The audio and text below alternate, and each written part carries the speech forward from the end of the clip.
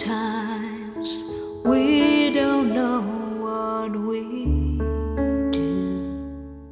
Sorridono in cima ad una vetta, quell'amore per l'alta quota, quella passione di sciare liberi fra le montagne. Tutto questo ha unito ancor più Giulia e Piero. Qui sono sulle Tofane il 26 dicembre.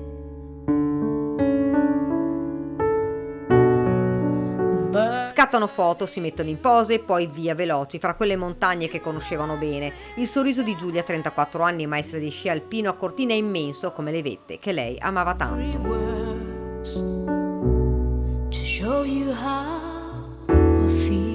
Tante avventure, luoghi, sogni. Piero e Giulia immortalavano quei momenti di vita felice, quei momenti unici, indelebili. Su quelle montagne rimane quella felicità spezzata troppo presto, rimangono quei ricordi che queste vette continueranno a conservare. Yes, I was young.